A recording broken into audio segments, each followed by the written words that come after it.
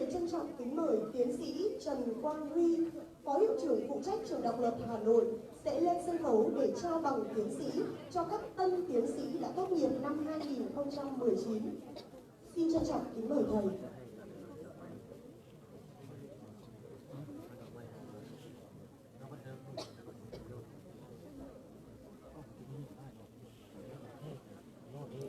Anh em phải nhận Các yêu tiến cái đó. đọc tên xin mời bước lên phía trước để nhận bằng và chụp ảnh. Sau đó thì chúng ta sẽ quay trở lại vị trí ban đầu. Không nhận thạc sĩ, tiến sĩ.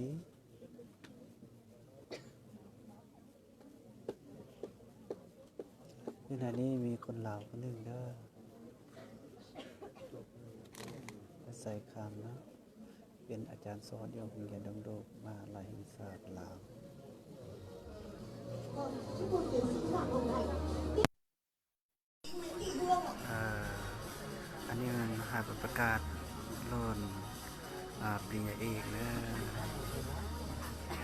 ปริญญาเอกเด้อ Xin mời tân tiến sĩ ที่ไหน Phạm นี่มี Thị อา Loan. จารย์มีคนลาวผู้หนึ่งเด้อจบปริญญาเอกปีสุดนี้เด้อชื่ออาจารย์ไสคำเนาะอยู่โรงเรียนมหาลัยลุงดูเป็นอาจารย์สอนเด้อ Xin mời tân tiến sĩ Trần Thị Hồng Nhung.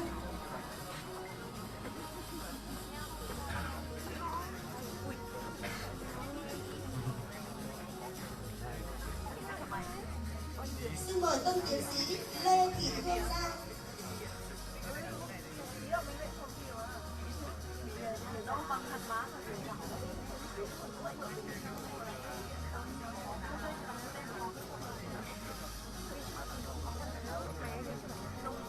Xin mời tân tiến sĩ Say Kham Vanasay. วันนี้เด้อคนลาว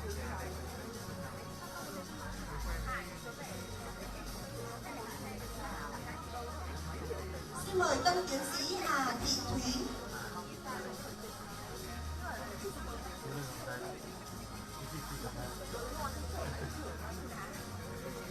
มาเอาให้ได้ที่ไอ้พี่มดต้องมาเอาให้ได้ที่ว่าต้องมาเอาให้ได้ที่ไอ้น่ะใบนี้น่ะ Xin mời tân tiến sĩ Lê Thị Giang. ตื่นมี3-4 ปีนะ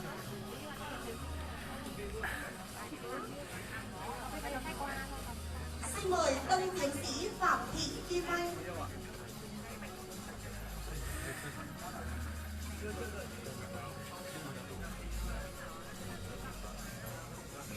Xin mời tân tiến sĩ Nguyễn Thị Bình.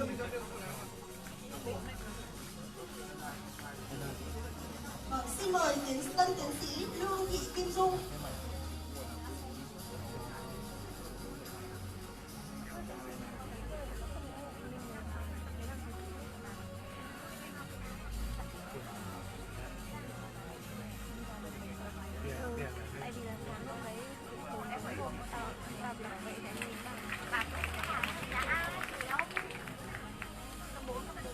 Xin được cảm ơn và chúc mừng các tân tiến sĩ đã được nhận bằng tiến sĩ ngày hôm nay.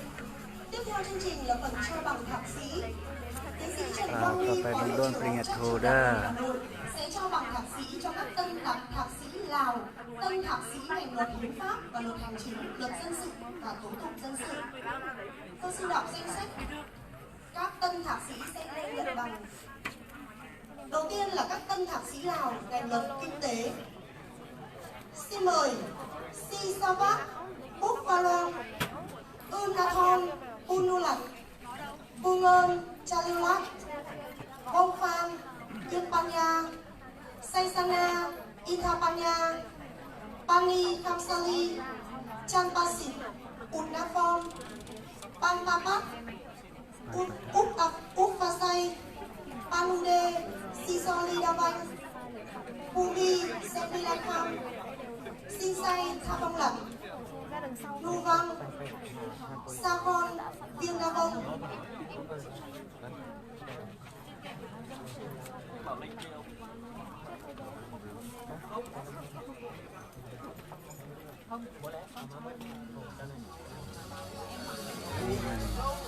Luônปริญญาโท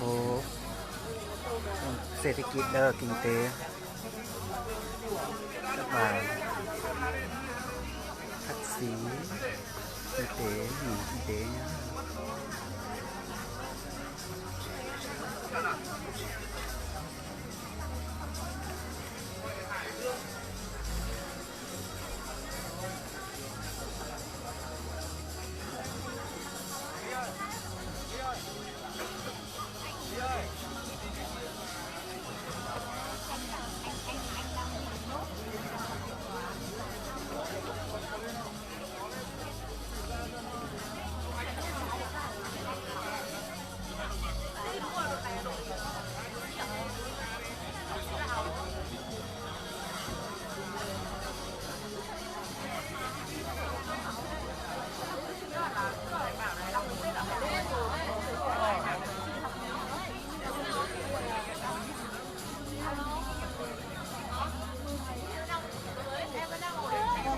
ơn Phó Thứ nhất.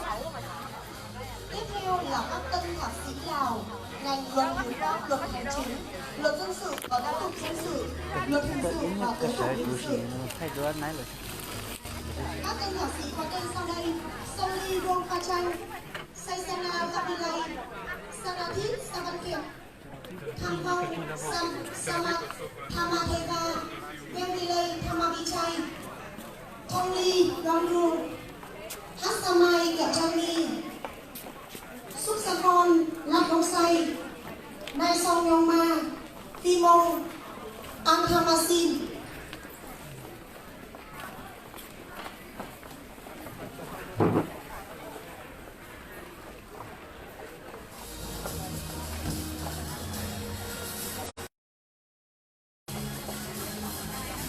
Đây là các bạn ngành dân sự nó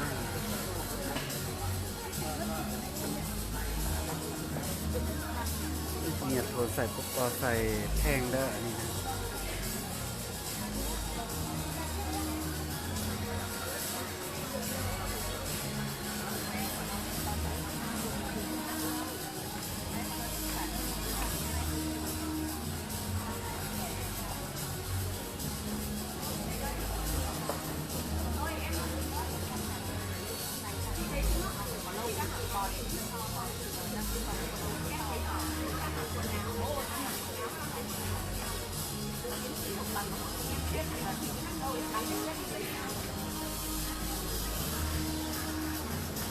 Bây giờ em chả làm gì cả là bởi vì biết em chỉ biết tắm. Xin được chúc mừng các tân thạc sĩ Lào đã được nhận bằng thạc sĩ ngày hôm nay.